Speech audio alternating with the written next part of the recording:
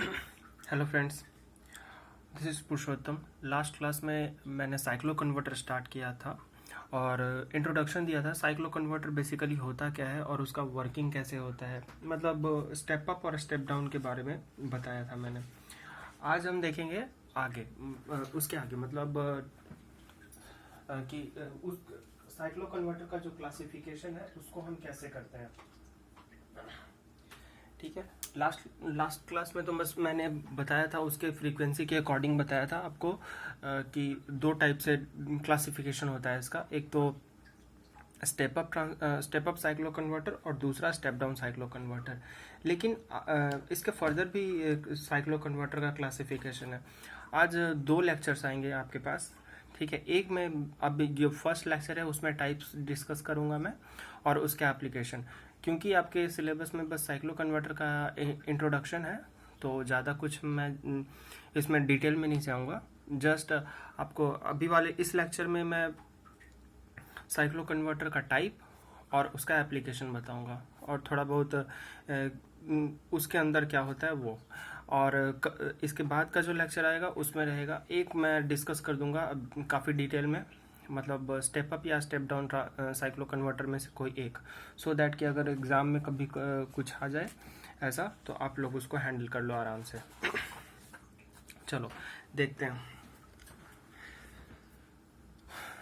Cyclo converter का definition वगैरह मैंने कल ही बता दिया था आप लोगों को।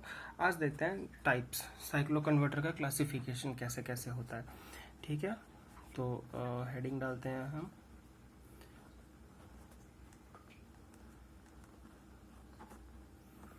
Classification of cyclo converter.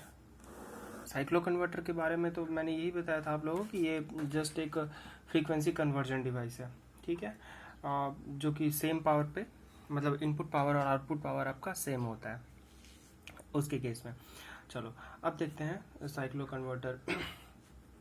Generally मैंने तो आप लोगों को बता दिया था ये स्टेप अप और स्टेप डाउन होता है, मतलब ये तो कल ही बताया था।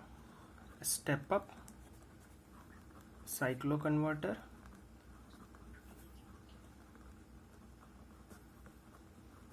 और स्टेप डाउन साइक्लो कन्वर्टर। इसका जो बेसिक फंक्शन है, मतलब अगर पूछा जाए आपसे कि बेसिक क्या करता है साइक्लो कन्वर्टर, तो ये स्टेप अप और स्टेप डाउन करता है, ठीक है। अब फर्दर क्लासिफिकेशन है आपका।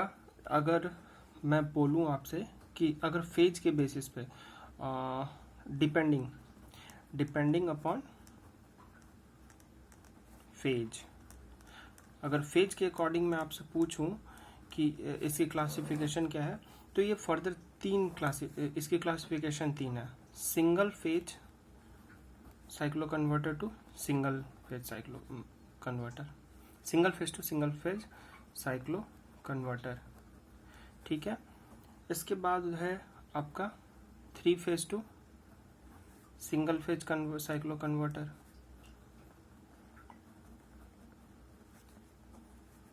Three phase to three phase cyclo converter. अब चूंकि आपके सिलेबस में ओनली इंट्रोडक्शन है, तो इंट्रोडक्शन में आपको ये सब पता होना चाहिए कि साइक्लो कन्वर्टर होता क्या है, ये कितने टाइप का होता है, ठीक है। तो अब देखो, जैसे अब single phase to single phase है, तो अब इसमें फर्दर दो हो सकता है, क्या, स्टेप अप और स्टेप डाउन। इसमें भी यही केस है, स्टेप अप स्टेप डाउन, इसमें भी यही case, step up to step down, ठीक है। तो मैंने कहा ना आप लोगों को कि बेसिक जो है आपका, अगर साइक्लो कन्वर्टर का क्लासिफिकेशन आपसे कोई पूछता है तो आप यही बताओगे, स्टेप अप और स्टेप डाउन, ठीक है। अब फर्दर अगर फेज के अकॉर्डिंग है तो ये तीन है। अब नेक्स्ट आता है आपका according to type of connection, ठीक है।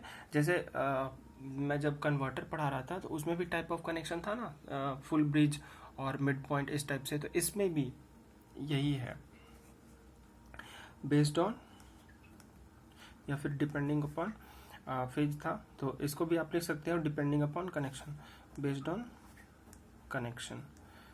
तो कितना हो सकता है, इसमें भी आपका फर्दर दो क्लासिफिकेशन हो सकता है, ठीक है। अब ये भी हो सकता है जैसे अच्छा, वो आपके उतना डिटेल में नहीं जाना है। वैसे ये भी हो सकता है आपका जैसे कंटिन्यूअस लोड के लिए, डिसकंटिन्यूअस लोड के लिए। अब अगर ओनली रेसिस्टिव लोड है तो इसमें तो ऑब्वियस सी बात है आप लोगों का डिसकंटिन्यूअस लोड हो गया, ठीक है। लेकिन जैसे ही इंडक्टर का इन्फ्लुएंस आ गया लोड में, तो वो कंटिन्यूअस भी हो सकता है, डिसकंटिन्यूअस भी हो सकता है, डिपेंडिंग अपॉन आपके इंडक्टेंस के वैल्यू पे, ठीक है। तो अगर कनेक्शन के अकॉर्डिंग मैं बोलूँ आपसे कि कितने टाइप का होता है, तो ये आपका 2 टाइप का होता है। Mid point type cyclo converter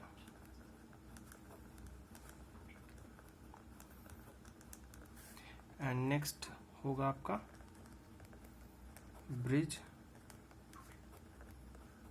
type cyclo converter, ठीक है। अब देखो इसका भी बहुत फर्दर क्लासिफिकेशन क्या हो सकता है। मिड पॉइंट में सिंगल फेज हो सकता है, मतलब single phase to single phase, 3 phase to single phase, 3 phase two 3 phase, और उसमें फर्दर क्लासिफिकेशन क्या, स्टेप अप और स्टेप डाउन, ठीक है। समझ रहे हो ना कितना, मतलब कितने टाइप के हो सकते हैं।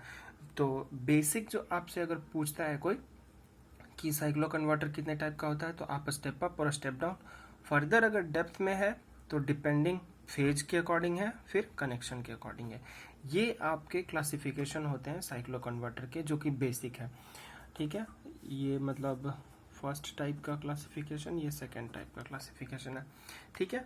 तो ये तो हो गया क्लासिफिकेशन का बात। अब चूंकि आपको बस only introduction of cyclo converter पढ़ना है, तो एक एप्लीकेशन देख लो कि एप्लीकेशन कहाँ कहाँ होता है साइक्लो कन्वर्टर का, ठीक है। तो इसलिए मैं ये साफ साफ लिख रहा हूँ ताकि आप लोग जब नोट्स भी बनाओ तो आपको क्लियर दिख सके। अगर एप्लीकेशन की बात करें तो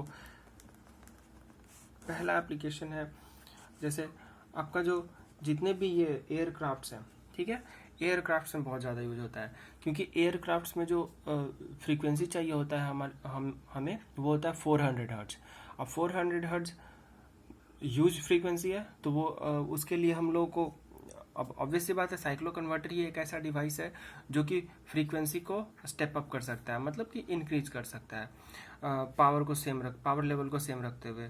तो ये वहाँ पे यूज होता है, ठीक है। जैसे हमारे पास क्या है 50 हर्ट्ज है, लेट्स अज्यूम, तो इसको हम 400 हर्ट्ज में कन्वर्ट कर सकते हैं ना, ठीक है।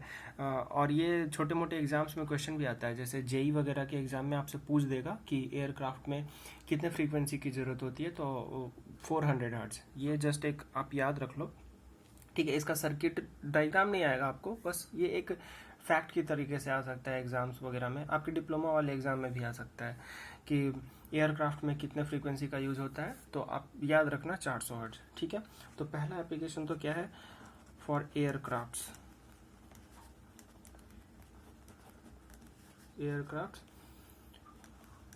And ship board. और कितना होता है तो मैंने बता रखा है आपको 400 हर्ट्ज, 400 हर्ट्ज पावर सप्लाईज। दिख रहा है ना सभी को, हाँ दिख रहा होगा, ठीक है। अब दूसरा देखते हैं, फिर आपका इसका कैन बी एम्प्लॉयड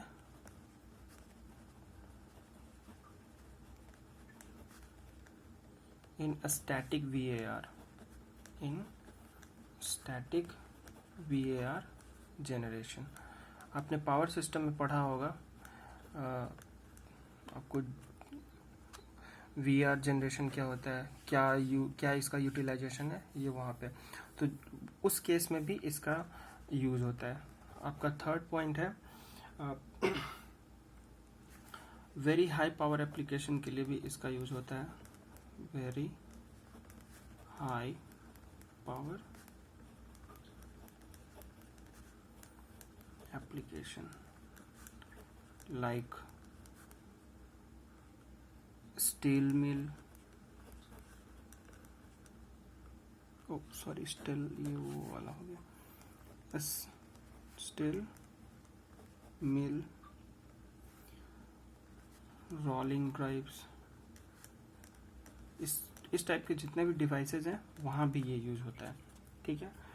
और तो भी याद नहीं आ रहा, एट्सेट्रा, ठीक है, गूगल कर लेना आप लोग, ठीक है। और फोर्थ है आपका हाई पावर एसी ड्राइव्स में speed control of high power AC drive. अब ये सब तो आप लोगों को उतना डेप्थ में नहीं पढ़ना है कि ये कैसे करता है नहीं करता है, तो जस्ट आप लोग करोगे क्या, एप्लीकेशन याद रखोगे, ठीक है। इतना इंट्रोडक्शन के लिए सफिशिएंट है। और एक मैं डील कर दूंगा आपको वेव फॉर्म के टाइप से, ठीक है। उसका वेव फॉर्म अच्छे से समझा दूंगा, कोई भी एक, या तो स्टेप अप या स्टेप डाउन, ठीक है। अगर आपके एग्जाम में आता है कि इंट्रोड्यूस साइक्लो कन्वर्टर, तो इतना लिख दोगे, सफिशिएंट है वो एग्जाम के लिए, ठीक है। जस्ट यहाँ पे एक चीज़ याद रखना आप लोग, एयरक्राफ्ट्स के लिए 400 हर्ट्ज यूज होता है, ठीक है। चलो आज के लेक्चर्स, आज के ट्यूटोरियल में बस इतना ही। होप सो सारा कुछ समझ आया होगा आपको। इसमें हालांकि अभी तो कुछ समझाया नहीं है मैंने, जस्ट एक फैक्ट था जो कि आपको याद रखना है, ठीक है, ताकि एग्ज़ाम में काम आए आपके। और बाकी कल जो मैंने बताया था वो कॉन्सेप्चुअल था, वो आपको याद रखना है, ठीक है। अगर किसी ने नहीं देखा है तो वो वीडियो भी देख लेना, ठीक है। चलो, थैंक यू।